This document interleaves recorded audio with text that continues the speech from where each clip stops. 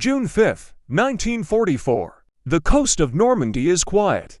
German soldiers sit inside concrete bunkers along the Atlantic Wall, watching the dark waters of the English Channel. Most believe the Allies will not attack tonight.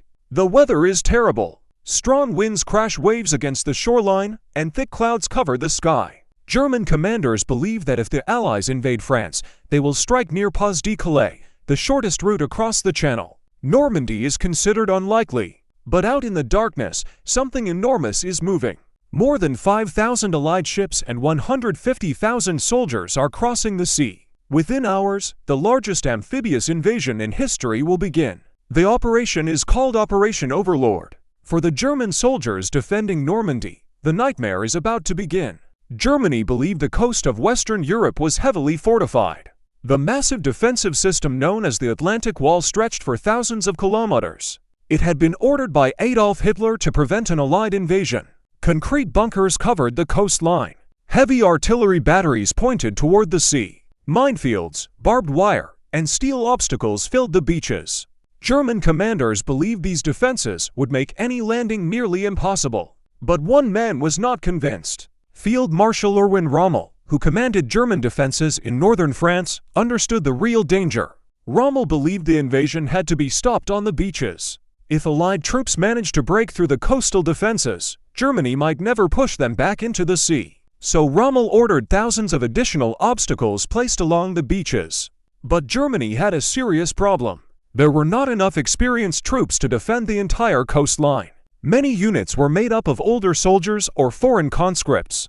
In a strange twist of fate, one of Germany's best commanders was not present when the invasion began. Field Marshal Erwin Rommel had traveled back to Germany. He wanted to celebrate his wife's birthday. Rommel believed the bad weather made an invasion unlikely. At the same time, several senior German officers were attending military exercises. And the most powerful man in Germany was asleep. Adolf Hitler had strict control over Germany's armored reserve divisions. Only he could authorize their deployment. But no one dared wake him. Those lost hours would prove critical. The invasion did not begin on the beaches. It began in the sky. Shortly after midnight, thousands of Allied paratroopers descended behind German lines. These soldiers belonged to the 101st Airborne Division and the 82nd Airborne Division. German soldiers suddenly saw parachutes appearing everywhere. In fields, on roads, in villages. Some paratroopers even landed near German headquarters.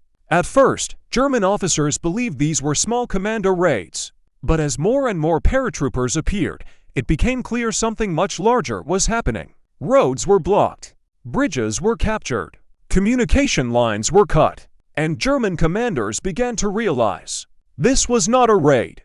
It was the beginning of an invasion. As dawn approached, German observers looked out toward the sea. What they saw was unbelievable. The entire horizon was filled with ships. Thousands of them. Destroyers, cruisers, battleships, landing craft. It was the largest invasion fleet ever assembled. Moments later, the bombardment began. Allied warships opened fire on German coastal defenses. Massive shells slammed into bunkers and artillery positions.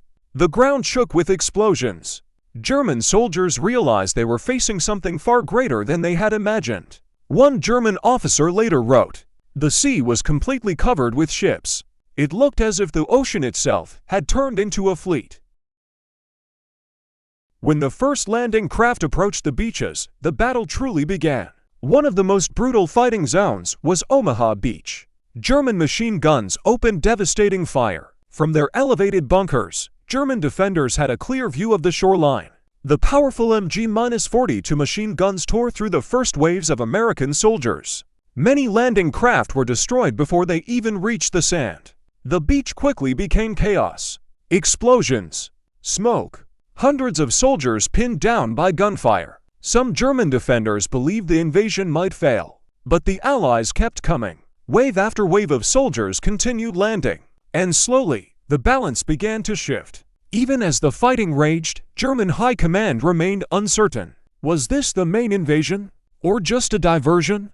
Many German generals believed the real attack would come near Pas-de-Calais. That belief was the result of an elaborate Allied deception plan called Operation Fortitude.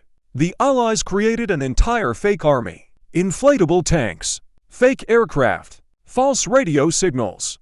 German intelligence became convinced that the largest Allied army was waiting to strike elsewhere. Because of this deception, many German reserve units were not immediately sent to Normandy. That delay gave the Allies precious time. By the afternoon of June 6, the situation was becoming clear. Allied forces had secured several beachheads.